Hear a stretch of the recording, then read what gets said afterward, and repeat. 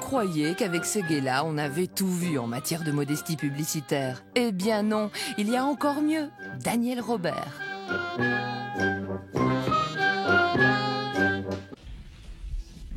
Ça, c'est la maison que j'ai dessinée. Et du coup, c'est quelque chose qui est quand même assez joli. Et c'est une maison qui a été finalement beaucoup photographiée. Hein, ils l'ont mise en couverture de Scanner. Et j'ai vu des photos comme ça par hasard dans la presse un peu partout parce que il y a une espèce de perspective qui est assez belle. Et comme toujours, on est très vite pompé. C'est-à-dire que la première fois, je me souviens, l'architecte est un ami et on s'est battu pendant 2 ans parce que il voulait faire à son avis. Il ne savait pas que j'étais moi-même un créateur. Une erreur. Et donc j'ai fini par exiger que ce soit exactement tout comme ça. Et il voulait pas faire les toits blancs. Il voulait pas faire la piscine bleue. Bon. Bref. Maintenant, tout le monde veut faire ça. Marrant. De même que dans la pub, j'ai été énormément pompé. Hein, je veux dire, vraiment, les gens me pompent. Quoi, hein. Là, à nouveau, c'est... Bon, on va croire que c'est un petit peu de l'égocentrisme, mais... C'est joli quand même, non? Non? Si, si. Honnêtement.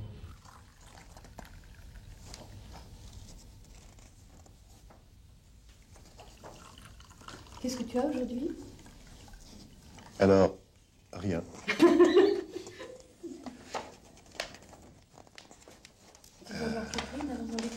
Je vais embrasser Catherine. J'ai peut-être 2-3 bricoles à voir. Je me demandais si je n'avais pas appelé Jean-Pascal. Au cas où. Ça lui ferait plaisir de déjeuner avec moi. Bon, tu réfléchis si jamais ça te fait plaisir de te joindre à nous tout à l'heure. Je t'appellerai pour savoir ce que tu as décidé. Je n'ai pas poli encore.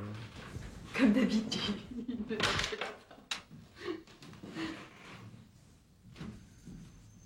Bon, à plus. À plus.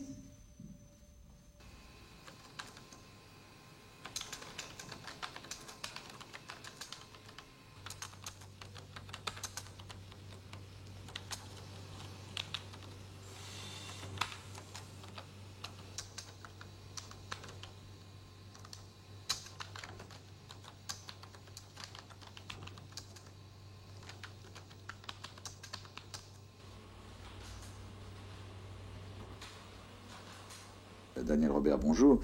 Alors, vous êtes publicitaire, vous êtes l'auteur de toutes ces publicités qui sont rentrées un peu dans notre quotidien, que ce soit Bison Futé, Un verre ça va, 3 verres, bonjour les dégâts, Au secours, la droite revient, la SNCF, on vient d'entendre, c'est possible.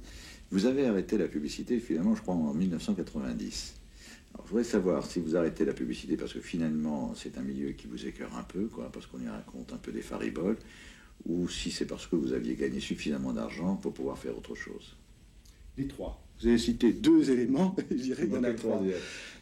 D'abord parce que tout à fait au début de ma vie professionnelle, c'est vrai, l'anecdote, je ne sais pas si elle intéresse quelqu'un, mais je me suis mis à travailler simplement parce que j'avais une femme et des enfants, mais je n'avais pas vraiment programmé l'idée de travailler. Alors, on est peut-être quelques-uns autour de la table. Bon. Donc au départ, c'est véritablement, je m'étais véritablement programmé pour autour de 40 ans, retrouver ma vie d'adolescent, c'est-à-dire être assis sur des caisses, dessiner et peindre. Donc ça faisait partie de mon projet.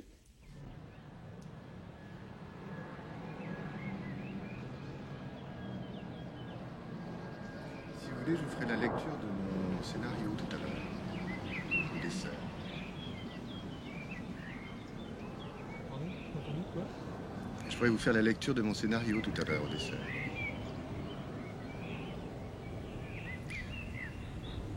Il faudrait que je le retravaille, mais à chaque fois que je le lis, je le trouve superbe. Lorsque le producteur a lu le scénario, il m'a dit, Daniel, je n'ai jamais autant ri en lisant un scénario. C'est génial, mais c'est absolument pas comme ça qu'on fait un film. Ah bon? Mais si c'est rigolo, c'est pas l'objet pour une comédie? Non.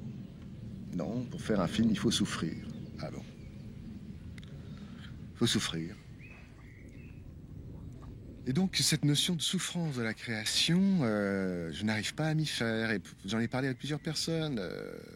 Par exemple, Jean Becker, qui est un ami, enfin un ami. Quand on lui file un film, dès que le film est terminé, c'est plus un ami. Mais bon, si on n'en bave pas, si ça n'est pas dur, à un moment ou à un autre, c'est pas bon.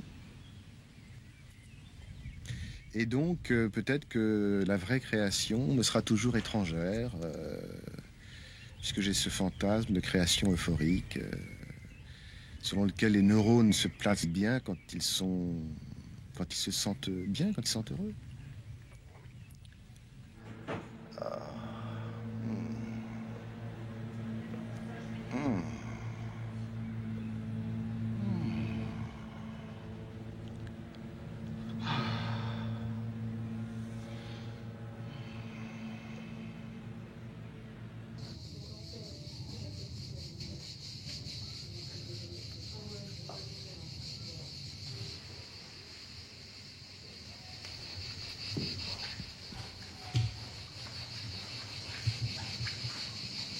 Voulez-vous venir à table?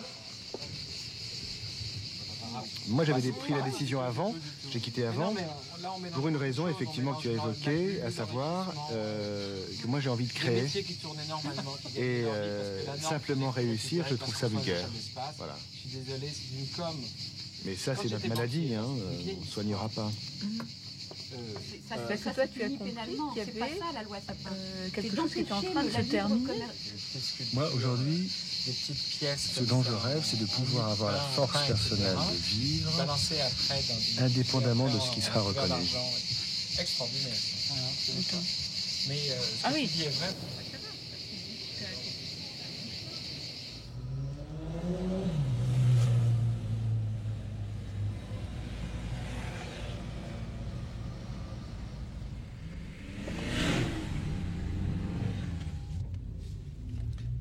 Jean-Jacques, est-ce que Alain est arrivé? Il n'est pas arrivé? Bon, tant mieux, je vais essayer de le joindre pour lui dire que je suis en retard. À part ça, est-ce que tout va bien?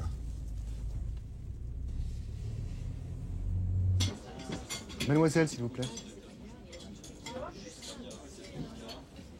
Est-ce qu'il reste du vin dans la bouteille? Autrefois, je jouais avec mon petit-fils. On jouait à Batman et Zorro. Et alors, Qui était Batman? Mon petit-fils était Batman, et moi j'étais Zorro, d'accord? Bon. Celui qui Et il me sauve, dit, hein. on va aller sauver les pauvres. On va aller sauver les pauvres. D'accord, va voir dans le couloir s'il y a des pauvres. Moi je faisais ma sieste et il dit, oui, il y a plein de pauvres dans le couloir. Alors je dis, mais écoute, je fais ma sieste, dis aux pauvres de revenir quand ils seront riches. Alors il va, revenez quand vous serez riches, revenez quand vous serez riches. Bon. Oh, il faudrait que je vous le présente, il est adorable cet enfant. Il a 3 ans et demi, il parle le français, l'anglais, le portugais. Il me reprend sur mes erreurs de français. Hein, par exemple, l'autre fois, nous prenions un petit déjeuner. Et comme la bonne n'était pas encore là, nous pouvions être comme si nous étions chez nous. Et donc nous étions dans la cuisine, normaux. Et il me dit, pourrais-je avoir un autre tabouret? Mais pourquoi? Parce que celui-là est instable. 3 ans et demi. Je vais finir par croire que, quand même, le grand-père y est pour quelque chose, non?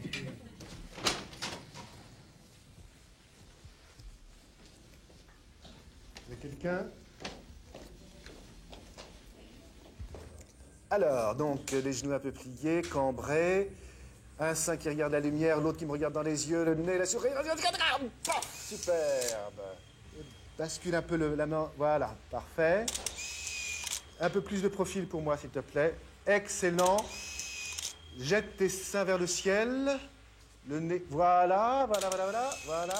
Ah, que c'est bon, que c'est bien. Ouais. Oui. Parfait, superbe. Ah. Oui. Ah, film. Mais c'est une chance quand même de pouvoir travailler ensemble, non? Ou pas, honnêtement? Moi, c'est ce que je disais hier à notre ami. Je crois que si je n'avais pas la chance de pouvoir travailler avec Catherine, je ne le ferais pas. J'aurais l'impression de retravailler vraiment. Tu vois ce que je veux dire? En fait, je me sens toujours un petit peu ridicule de dire que j'ai un vrai plaisir, enfin une grande admiration pour mon père. Ça, c'est gênant, mais quand même. Mais c'est vrai que... Ouais. Ben, les gens, ils pensent toujours que c'est biaisé. On n'a jamais Non, consommé d'inceste. non, j'ai pas dit baiser, c'est biaisé. Ah, d'accord. Mais tu peux témoigner qu'il n'y a jamais aucune tentative de mauvais goût de ma part. Non, jamais. Voilà. Dommage. Voilà.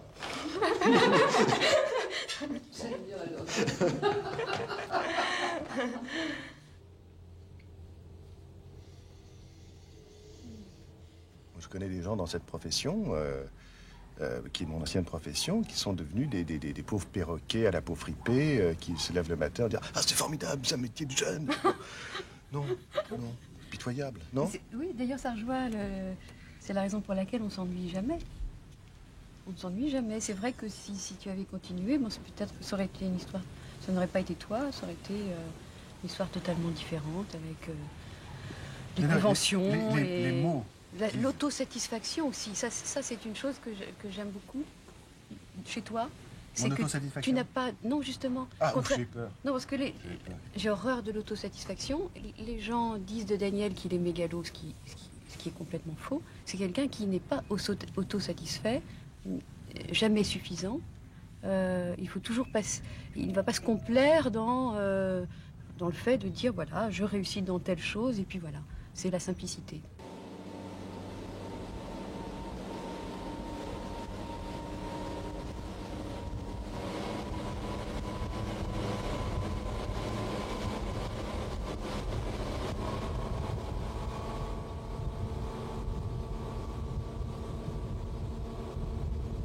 C'est vrai que c'est curieux, après tant de temps, de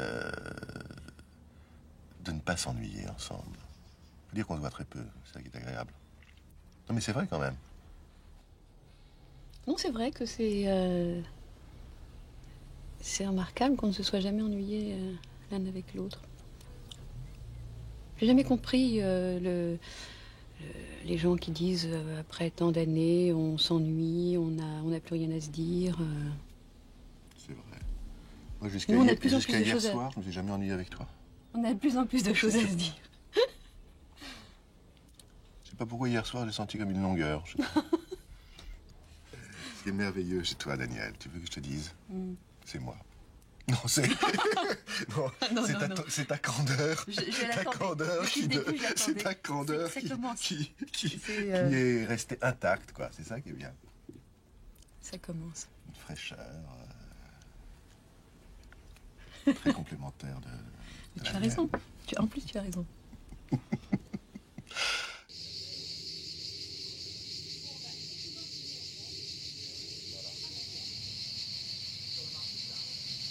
J'ai le temps d'avoir du cœur, j'ai le temps d'aimer. J'ai le temps de penser à autre chose qu'à moi. J'ai le temps d'être distancié par rapport à moi, d'être critique par rapport à moi. J'ai le temps de toutes les pensées. Et je reviens toujours à que faire de toute cette liberté. C'est à la fois un bonheur, un désarroi, une sorte de désarroi esthétique. On sait qu'on ira plus loin, qu'on se dépassera, qu'on transcendra tout, qu'on ne restera pas de l'univers terrestre.